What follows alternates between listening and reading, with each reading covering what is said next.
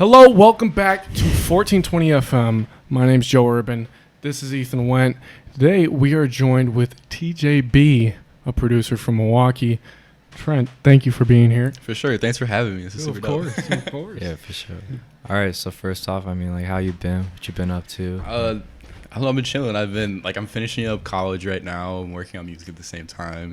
I've been had an opportunity to be able to produce 3 EPs over the last 8 months or so. I've working on getting I think by the end of July I'll have almost 2 albums available, 2 albums worth of music available on stuff. So I think that's pretty cool. It's a pretty big accomplishment for me for sure to be able to say that. I've been wanting to be able to, I guess my goal when I started this producing thing, I was I want to be able to say I produce people's projects from front to back, and the fact I'm able to do that, and I found guys that have trusted me to do that is a really big deal to me. So because of that, I've been doing really well. So That's awesome. Yeah, for sure. So we'll talk about what albums you put out. Well, so far I got 3 EPs. Going to be 3 EPs. I got the Unwrapped EP with Lennon Ledesma that came out the end of last year, and then Patch Psyche came out about a month ago now with LaRoot, and then Lennon and I got another EP that's coming out next month. So it's getting finished up. We're almost done mixing and mastering it. I'm working with some guys to get the cover work done and all that. So That's awesome. yeah, work out that. It's almost gonna be out. So I'm excited for that. Yeah, for sure. How is that process of how long has it the normal process take for each EP, or were some different from the other Yeah, ones? they're definitely all been different for the most part. So when Lennon and I did our first one, that took probably about 4 or 5 months to record front to back. It was I don't know, it was just a process of I sent him a beat pack, and then he'll just work on it for a little bit, and then we'll get on a call or something like that, and then we'll figure out more of what we want to go in terms of directions for songs. But yeah, Lennon, he takes his time for sure, and I think it shows. I think it shows for sure. I think everyone that's heard Lennon has been well, this dude's about it. But yeah, LaRoot's a little bit, with LaRoot, things are a lot faster. I can send him a beat pack. He'll listen to it on his way to and from work. Be I got it. he just writes shit super fast, and it's done. I think Patch Psyche took about maybe 2 months to record in terms of just getting the beats. And it was also a shorter EP too. It was only 5 tracks instead of 6, but it took a little bit quicker to get that one done than it did the Unwrapped one. And then the next one that Lennon and I got coming, I can't say the name of it yet because we haven't announced it. But that one probably took about 3 months. That one took a little bit faster. We've been starting to figure out how to get things moving. But yeah. Sure. Oh. How'd you get in touch with all those artists? It's really funny. It's the internet. It's kind of funny. A lot of what I've been able to do is pretty much from the internet and Instagram or something things like that. Places of social media for the most part. Mm-hmm.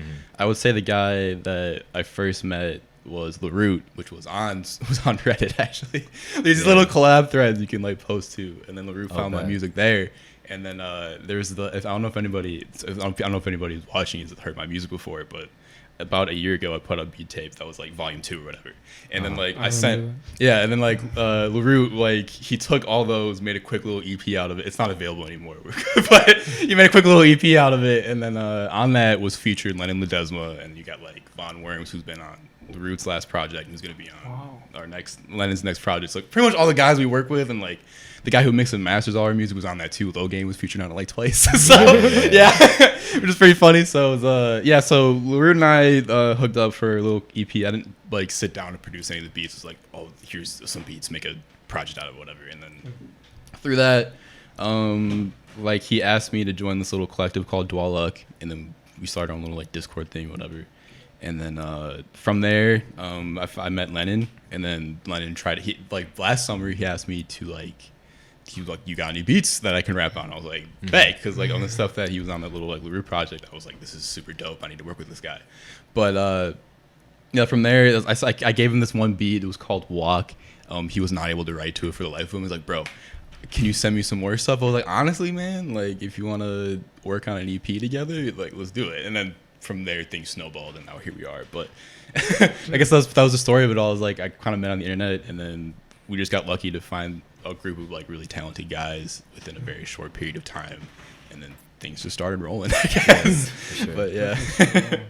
Oh wait, so are they all in different locations, or? Yeah, they are. So that's the Damn, other okay. funny part of it is we're all like at least 1,000 miles away from each other. So Jeez, yeah, okay. LaRoute is in Portland, Lennon is in Oakland, and then I'm here in Milwaukee. So yeah, Damn. then Von Worms is another guy that we work with. He's out in like Eastern Canada, Eastern Canada, and then Logan is actually the closest of all of them. He's the guy that mixes and masters all of our stuff. I believe, he's about an hour or so away from Lennon. So yeah, he's about that far away, but he's the close. Like Lennon and Logan are close, and then after you leave California, everybody else is very far between. But yeah. Damn. How do you how would you say those, like, because since you guys are in different places, how you guys, I don't know, your influences and styles, how you think they clash and like really work together? I think it's interesting because I have, like, when I talk to people about how my beats sound or like where I get my influence from, probably like the least amount of influence I get is actually from the West Coast, and that's pretty much all I work with at the moment. So it's interesting, but there are a bunch of like I figure out ways to try to like incorporate it now, but pretty much the time we all met, I had none of that DNA was probably able to be found in what I'm doing. But yeah, honestly, it's just a bunch of guys that have a love for the genre that we work in, and they all are very talented guys. They've all been doing it for a little while now. Yeah, all similar influences for the most part too. We all are very into the whole, like, socially conscious. Let's do this underground shit. That's just like we're kind of hitting you over the head with heavier topics constantly. And I pretty much talk to them. I'm like, yo, wrap your piece on this. I want you to be as authentically you when you're on these projects, because I think a large part of why people resonate with the music they like is because it's authentic and they can feel it too.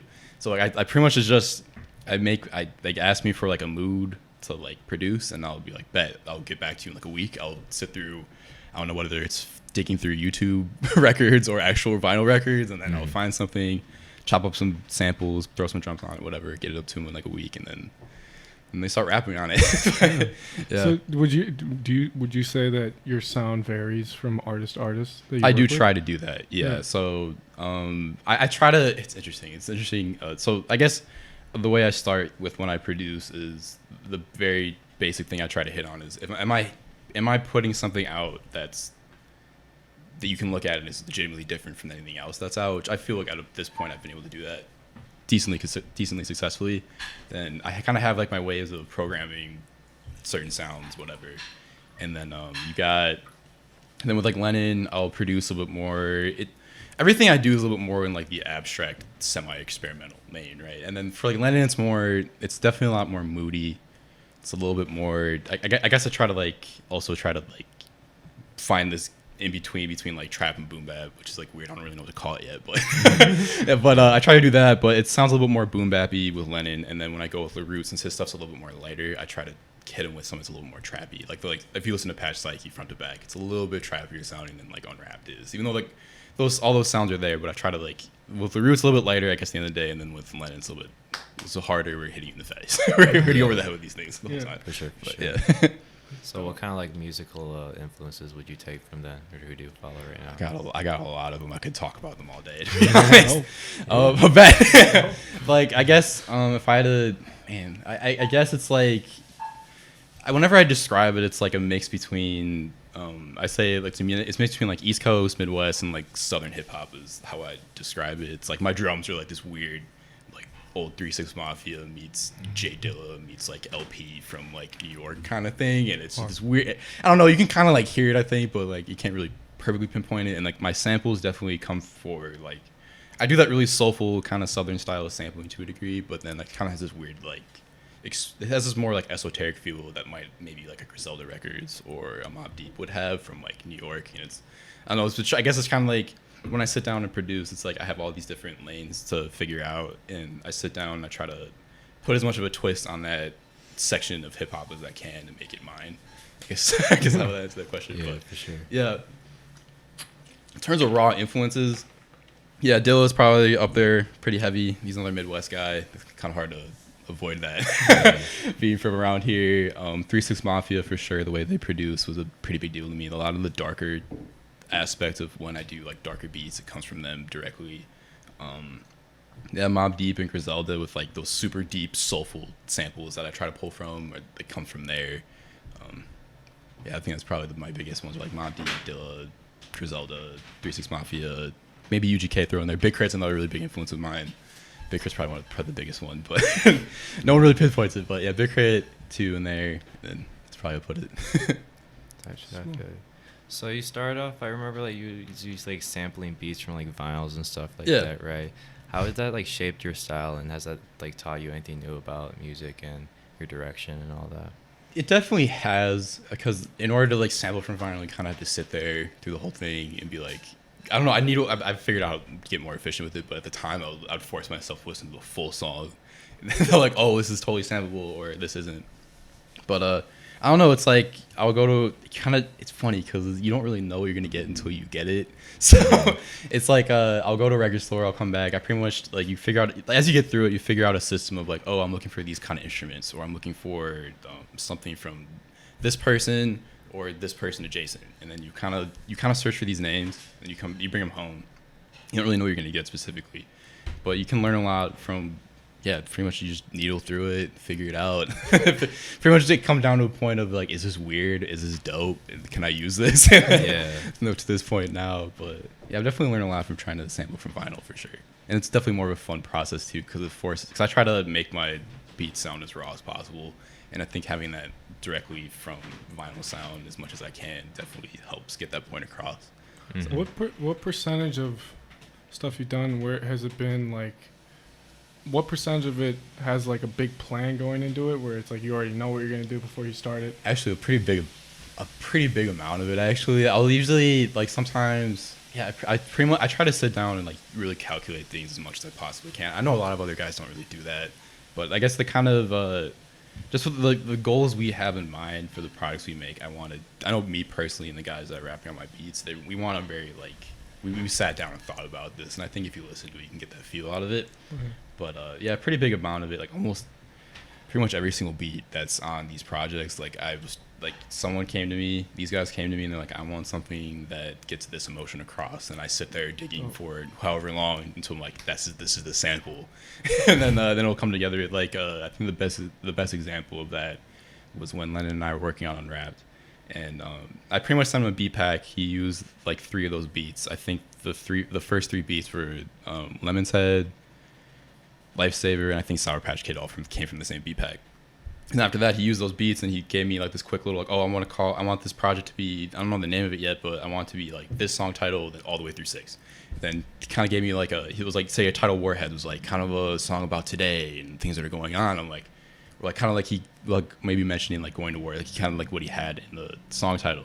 So I spent probably 2 days straight of going through my own records or or going through YouTube trying to find the right sample for it. Sometimes it takes a little longer to find what you're looking for, but I don't know how to describe it. When you find that right sample, you're like, oh, this is it. Like when I found the one that was eventually I used, I was like, this is it. This is what it's gonna be, and then ended up working out from there. But sometimes it takes a little bit longer than that. Yeah. Hard. It's good though. Because I feel like it's definitely like you have to capture the emotion, and like it really but that's makes a lot of sense, because if he gives you just like an idea of like what, then it's like you listen to him, you're like no. Yeah. Wait. Yeah. Yeah. I've learned over the last few months that when I'm producing with a purpose, when these guys give me like if I'm producing just for myself, I'm like, oh, I feel like making beats today or whatever. I don't really think they turn out as well as they do when I'm sitting down. They're like, yo, make a beat about like they can like rap about this, right? But yeah, it's just a fun part of the process, I guess. It's when you sit down like, oh, here's an emotion I'm going for, here's a song topic, go crazy. But yeah, are there sessions like with Lennon and like LaRoot, like are they just through emails and stuff like that, or do y'all ever go on the FaceTime or Zoom or something? We get on like a Discord call, and then sure. I actually Lennon and I was like the first one like, yo, we should talk about this to try to make sure this sounds as good as possible. So we get on a call, I guess we talk, like it's really funny because no one knows what my voice sounds like if you're just talking to me online. But it's kind of it's funny because I'm just like, oh, here's my voice or whatever, and then we kind of get to know each other a little more. Yeah. And then from there we'll talk about like what we want to accomplish, what are our goals, where can we go from here, how do you want to present yourself, I guess is a big thing. So for these guys up until this point, they were still kind of figuring that out, and I'm glad to be able to say that I helped them figure out where they want to go with things.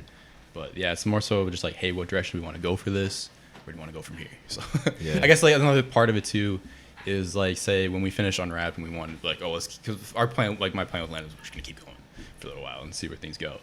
But once Unwrapped is finished, we're like, okay, we sit down like, oh, what do we like about it? What do we think we can improve on? I think it's a really big point we try to do. I did with LaRue too. It's like every single time I finish a project, I try to be like, all right, hey, what do we think we can improve on? Like beats wise, I always ask a funny question like, what is your favorite song? What is your least favorite songs? I feel like force people to answer like, what's your least favorite song? Like sometimes people don't actually answer it, but I think it's an important thing to get a gauge on like what you feel what might have been the worst song or something like that. I don't know, I guess. But yeah, trying to figure out like what do we do from there. And like with Lennon, since we started moving on an EP right away, it was like it took probably a month or two of just trying to make music and nothing working up until we actually figured out which way we wanted to go. And then after that, it was a breeze. But sometimes it just it was cool because it was like we finished it. We're like, oh, this is super dope. Where do we go from here? And then we didn't really go anywhere. But then we sat down again, and a couple months later, it's like, oh, here's what we're doing. And kind of, I think when you do those things and things don't really turn out, it forces you to make things that are even better than before. And it definitely pushes you to that other level. I think that happened with us for this. So I'm pretty proud to be able to say that. That's hard. Oh yeah. Are there any other artists that you might be trying to look at work for, or? There's a couple other guys. There's a guy, Richie Booze from here in Milwaukee. He was on Warheads. We would talk a little bit every now and then. He's like, yo, we should do an EP together. I'm just a little busy right now, but that's something I definitely want to do. I want to try. Remember he mentioned he wanted, he's like, yo, we're waiting on that GQ Scotty TJB EP, but he's like, but that hasn't really happened yet. But that'd be definitely something I'd be down to do. But yeah, for right now, it's been working with these guys and then finishing that up. And then I kind of have an idea of what I want to do outside of there. And then, another guy I definitely want to work with is Von Worms. He was featured on Subconscious. He's just really dope raw rapper. I'm trying to get more out of him. But yeah, I pretty much got my list of guys and figured it out from there. But most of that's not really set in stone. Sure. What kind of audience do you think you would try to make music for in the future, like right now? I guess the kind of audience I'm trying to go for. It's a good question. Like, I guess I don't really think about it too much. Just but like what kind of type? I guess we're trying. I guess the thing that's been really cool to see so far, like on the social media and the response we've gotten, we have a very like diverse crowd of people, and like they come from a lot of different backgrounds, a lot of like I don't know, just a lot of different like walks of life, and I think that's very cool because I think the kind of music we have is just. I think we put what life is like what like the raw aspect of life is like in front of you more so than a lot of other people do. And I think that really shows in kind of like who listens, who taps in, and then you get like a bunch of different kinds of faces and backgrounds that are interested in it. Mm-hmm. But I think that's pretty much. I'm pretty much going for anybody. But yeah, I think it's just more so just like average people that come from a lot of different walks of life that are interested in our music. So for sure. So you know how Spotify did that like astrology sign table? Yeah. The dinner table. Yeah, for sure. That was fun. Just wanted to know, what'd you get then? What did I get? I think I got my dinner table. And the astrology sign. Because there was like 3 artists. Like I think I had. I think my sun sign was Freddie Gibbs. Oh yeah. I think my. I don't remember the exact order. I remember Lupe Fiasco was one of them, and then I forgot who the third was. Damn. No, I don't remember who the third was. It was funny though. It was like Freddie Gibbs, Lupe Fiasco, and a third.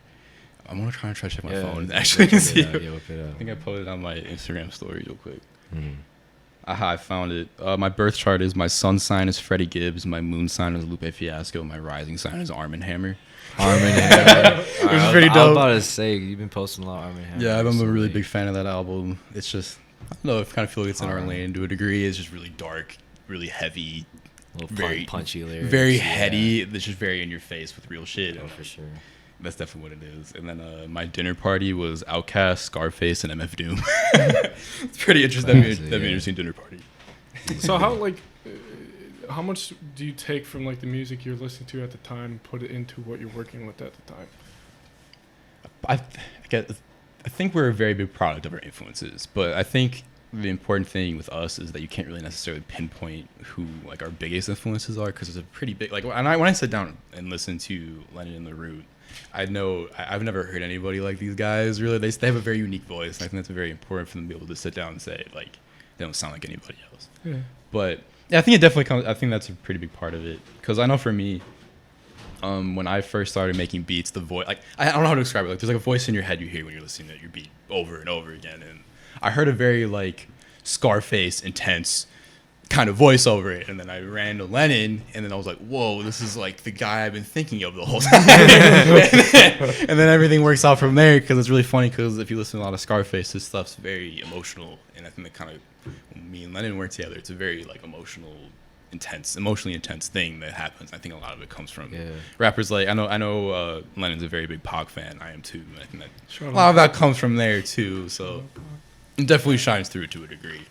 Yeah, for sure.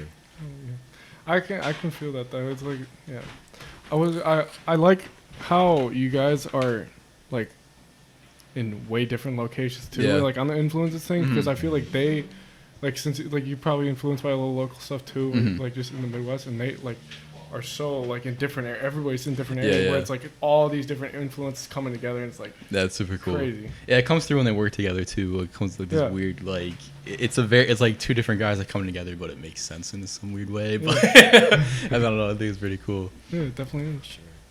Your stuff's all on Spotify. Yeah, it's everywhere. It's on all your favorite streaming platforms, actually. Look it up anywhere. You'll be able to find TJB, Lennon Ledesma, The Root. Anywhere you want to look for it, it's there. Are you still consistent on the beat tapes though? I've been trying to. I don't know if like consistent's the word I'm looking for, but like I'm trying to still do them. Like actually, as we speak of it right now, I'm sitting on like 30 beats. Yeah, I was gonna put those out very soon. Actually, don't worry about those. Are coming out like before the end of the month, but.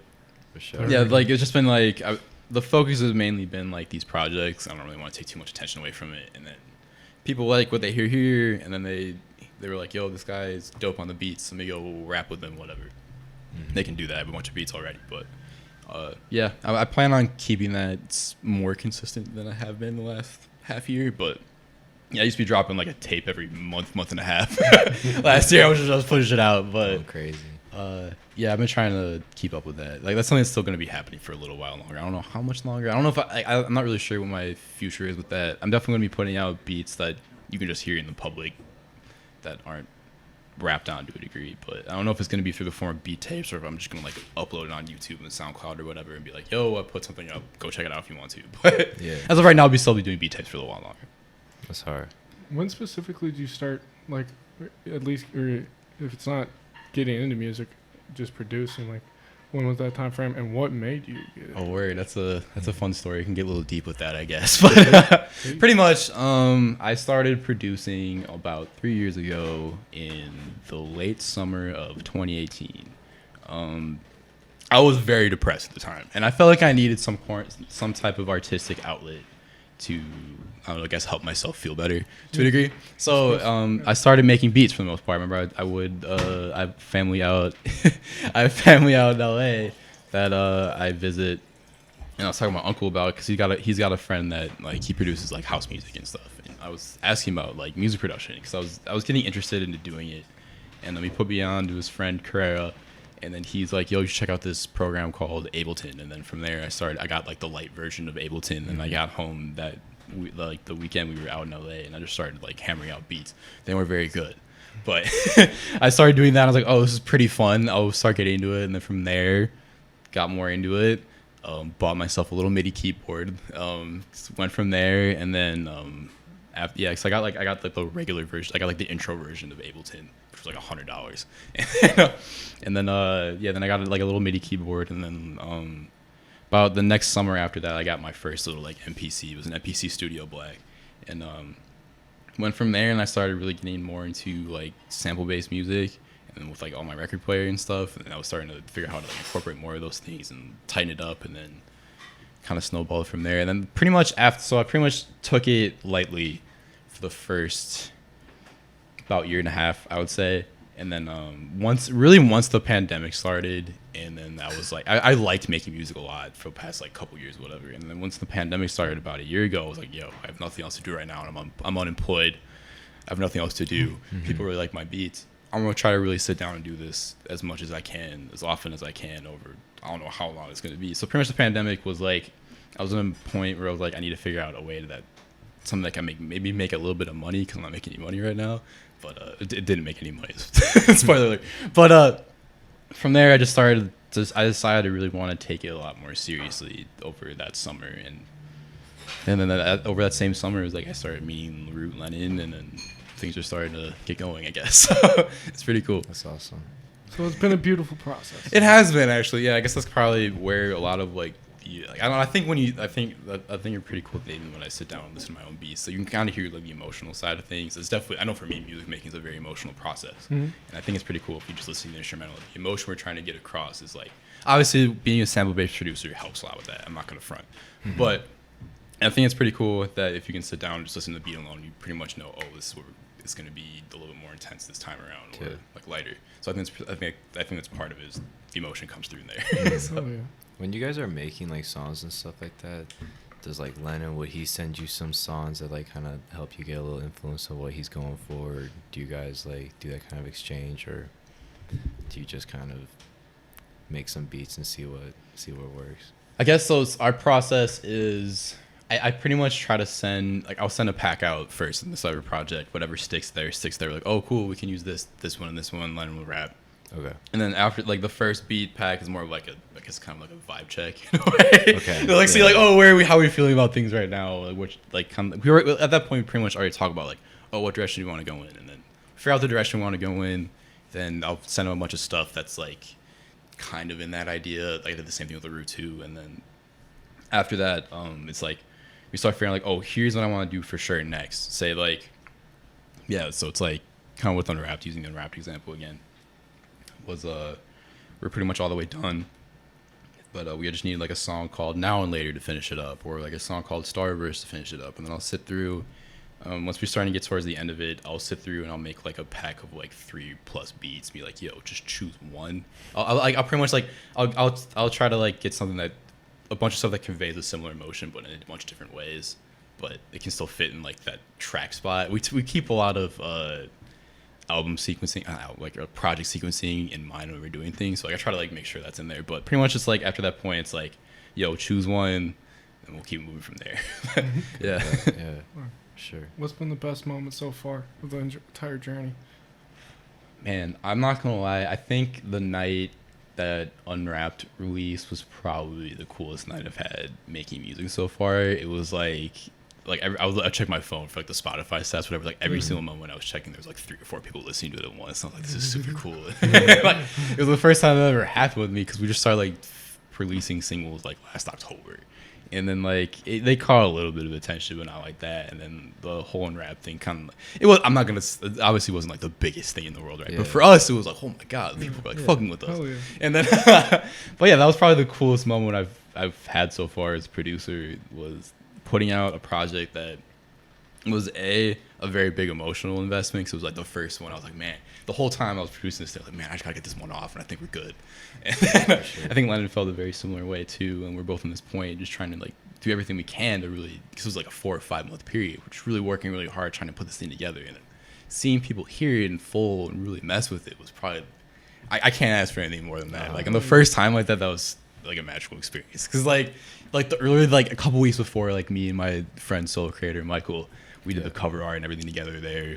I went over to the Unfinished office. We finished it, and like I got there like 7. We were there until midnight working on the cover, going really hard at it. And then a couple weeks later, the project releases, and like all that really hard work is just, it's out there, and people really appreciate it. I had to be sure. I can't ask for anything more than that. I mean, I saw that today had like 4,000 streams. I got lucky with a playlist placement on there. I will be honest. I got lucky. But from there, like, some people will start paying attention to more of it. But yeah, after that point, I was like, I kind of feel like we deserve this. How did you have to apply for the playlist, or did they pick it? They probably picked it, right? It's a submission thing. Like some, they can either like accept it or not accept it. But yeah, they just accepted it. We got lucky, and that was the first like bigger playlist we got. I don't know how many more we're gonna get. I don't think I want to go that route very much more often, because it doesn't feel as organic. Yeah, but yeah. It's been cool since we got off that playlist. We've hit like over like 100 listeners a month, so it's been a pretty big milestone for us personally. Yeah. Would you say that that's definitely something that you would like, you kind of would hope for, and besides like numbers, just kind of like a genuine audience and like the the most important thing. That's why I was like, man, I don't think I want to do that, because mainly because today came out and I was like, wow, I wasn't like, not as many people listening to this as I thought they would. I was like, I gotta find another way for people to find this. But yeah, that's mainly the way I want to do things. Like, I don't don't want to do it like that. I guess the easiest way to put it. But yeah, I just want an organic audience and be able to say we're doing it the way that we're hoping to get things done through a very like organic, authentic way. Yeah, that's what's up. Yeah.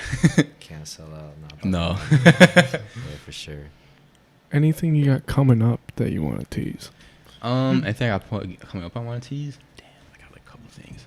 Well, I guess I'll just say it right now. Well, I got EP with Lennon coming out in about a little over a month at this point, and then Lennon and LaRoot are working on a collab album together that I am producing in its entirety, which we're about 4 songs deep as I'm talking about this. So Okay. we got some things coming. I'm trying to make it so like the goal this year was after like we finished on Raptors, was, like, I want things coming out almost every month.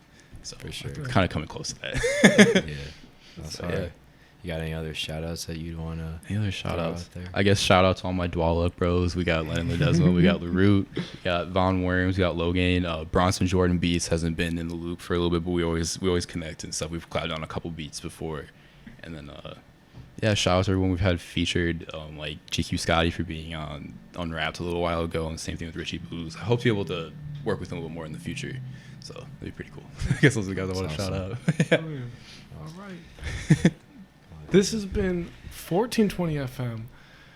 This is TJB. My name's Joe Urban. This is Ethan Wendt. Thank you for coming to watch. And you know what you should do? You should go watch again next week. See who we have on. Thank you. Yeah, it's the return of the anomaly. Known commonly rapping about equality, the return of the prodigy, body beats wholeheartedly. And I should probably be honored, I am a novelty. And quite possibly this is a rap odyssey. Love, pain, camaraderie, money, power, honesty, source of a told prophecy.